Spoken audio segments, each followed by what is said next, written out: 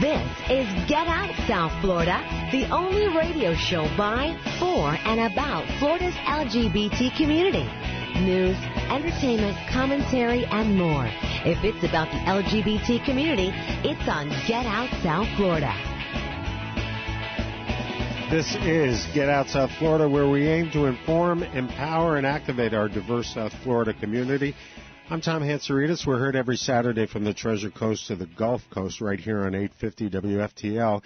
Streaming live on 850WFTL.com. On the phone with us right now is a really fun guy, and we've never met, but most of you, I'm sure, have heard of or either watched the campy, funny, sweet, and I'm not talking about our guest just yet, an extremely well-done FX series, Feud, Betty and Joan, about the two legendary actresses, Betty Davis and Joan Crawford, and their own legendary feud. Well, in this gossip-starved society we live in, we welcome celebrity biographer, author of Hollywood Babylon is Back, 50 Years of Queer Cinema, and the soon-to-be-released Lana Turner, Hearts and Diamonds Take All, as well as Rock Hudson, Erotic Fire, all written with Darwin Porter. Danforth Prince, welcome to the show. I'm very happy to be here. Hello, South Florida. Hi, Tom. How you doing? How has it warmed up at all in New York? Oh, no, it's horrible. It's ice and snow and grim, and we're all envious. We should all be down there with you. Well, you know, we'll talk about, you should all be down here with me. We'd love to have you in. We're going to lighten the show up a little bit, but, you know, we'll talk about your books. We will try. What does it say? Looking for relief in 2017 from too constant a diet of politics. Yes, so thank you for helping us do that. So we'll talk about your books in a second, but what do you? I know you're too young to actually have known Betty Davis and Joan Crawford, but what do you know about that feud? Well, thank you so much. Yes, I really admire the author of the book that I think upon which the series was based, by Sean Considine, and he did some very smart marketing by taking the two movie stars, Betty and Joan, and doing a double biography and then focusing on a particular series where they had the magic word, a conflict, almost a gladiatorial conflict. And it's great campy fun, and I love the way they transformed it into the series. I think two of them have played. The third will play tomorrow night. I think it's clever, and I think it's smart, and I think the two actresses did a brilliant job. I'm very proud of them both. So I think it's wonderful. I think it's so nice that America's cinema fans have a sense of history as to the great broads that made the industry work. Back then, you could call them broads and not offend anyone. Well, I think right now I'm sort of in the psychic space of promoting Lana Turner. So I think both Betty and Joan absolutely hated Lana for various reasons of snobism and jealousy. And a younger woman was replacing them as the queen of MGM or Warner Brothers. And so it's great fun to bring back to audiences these great broads of the silver screen. Lana Turner was the queen of MGM, and since this is a gay show, it's really very nice to examine why she wasn't such appeal to gay men in particular. And I think that a lot of gay men lived vicariously during that repressed era through the emotions or the vicarious affairs of these women with the various A-list movie stars that they were surrounded with. We try very hard to bring that out in our books by collecting the anecdotes that were collected on site by the author, Darwin Porter, at the time, and bring a recreation of that about-to-disappear era into print before the source material disappears forever.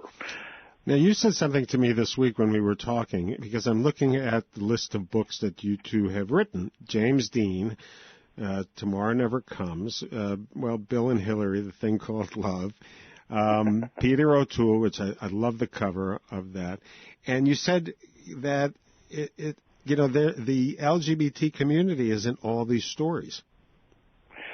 I think the way, for me, if you wouldn't mind handling that, is just to describe who we are and what we do. We're a small, rather maverick press based in Staten Island, New York. Our mission is to salvage the oral histories of the entertainment industry and get them into print before the source material dries up and dies forever.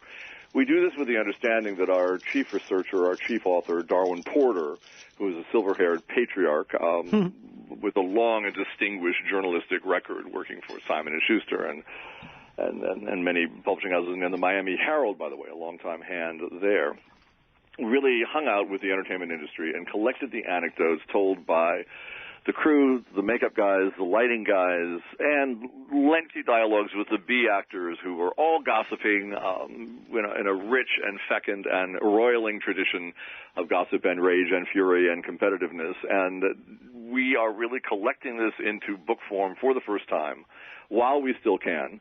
And Darwin Porter, the main author, my co-author actually, but he is a senior co-author, is really making it the focus of his life to get this material into print before he dies.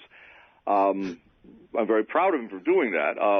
The book at hand that we're releasing in April happens to be Lana Turner, whom I have fallen madly in love with. And I've released some videos describing why she was so wonderful. Why was she so wonderful? Well, she really encapsulates the ultimate movie star. She was about 16, grew up during the Great Depression, impoverished, poor, scullery maid in an adopted home. Brought onto showing her breasts, she walked down a southern street and was then raped and murdered. It's a terrible story, but she was out of the film, in and out of the film within about 3 minutes of its run, and then the film went on for another hour and a half, solving the murder of Lana. But it was because of those fabulous walks she had, those enormous breasts she had, that she became famous and was dubbed the Sweater Girl. On the premiere night, somebody from the back of the audience called out, "Get a load of those knockers," and Lana, at the age of 16, retired to her house, burst into tears, stayed shuttered in for 4 days, and then emerged, and she said to herself and to the world, if this is what they want, and if this is how they want me to be, I will try to comply. And the rest of her life, she rose to the challenge of being the Sweater Girl, the girl most American soldiers wanted to meet before they went off to die in World War II. She was the woman, the pin-up girl of World War II, the girl most soldiers really remembered. She actually worked in the USO canteen and comforted many American soldiers and sailors on their last nights in America before they went off to Okinawa to be blasted apart. And the story is that there, as the bombs were falling and the American soldiers were trying to take Okinawa, every man knew somebody who claims that he had been intimate with Lana Turner, and it was a rallying cry, and they roared forward to take Okinawa and win the war. So she has patriotic overtones for the generation that won World War II, high drama, a lot of identification of Lana by gay men of the time. I think many of them envied her sexual associations with the A-list movie stars of her era, who included almost all of them. And, of course, by collecting the data on Lana over the years, we really try to document her affairs with Clark Gable, Tyrone Power, 15 others. I have a funny feeling that some young people are listening to this show just like they're watching Feud with Betty and Joan and saying, are these real people? You know, not knowing who the hell these names are. Who the hell are these people? You know, but I love the headline when she died. The love goddess is dead. You know, well, it's hard to be a love goddess. I sort of think privately. Hey, tell me about it. The former anyone who's studied method acting, even for a day or two, knows that if you put yourself into a part, you really have to live the part. And a lot of kept playing these desirable vixen goddess, love goddess figures. One of them was the Prodigal, where she played a pagan love goddess in the temple of Baal, throwing her lovers to their deaths in a fiery pit. A pagan love goddess. Oh, my God. Oh, yes, campy from hell and back. I love it. But I think that one can almost forgive some of her sexual excesses I don't think there's anything to forgive for that at all, but in some degree, perhaps she was putting herself into the part to constantly pump herself up into the part she was playing, which was, oh God, another love goddess part. How am I going to do this? Darn! I wish I had that problem. Hey, listen, we're talking to Danforth Prince. He is a celebrity biographer along with Darwin Porter. I hope you'll join us again. No, I'd love to. I'd kind of you to want me. Oh, my God. Maybe. Are you kidding? The honor's all mine. But if anyone's interested in this wonderful book, I've got it right in front of me, Lana Turner, Hearts and Diamonds Take All, where can they get them from? Barnes & Noble online and bookstores, Barnes & Noble everywhere. Sure, we are well distributed by the National Book Network. Hey, listen, we got to go, but I'm going to have you on again.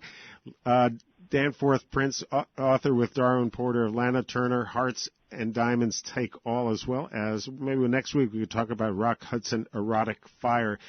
Oh, he's fun. Oh, yeah. That's a lot of fun. Dan, thanks so much for being on the show. We'll talk with you again. Oh, a delight. Thank you so much. Thank you, South. My pleasure. Talk to you later. South Florida, the only radio show by, for, and about the LGBT community. We're on the air tonight till 9:30. Coming up, more of what's going on in our community. Stay tuned.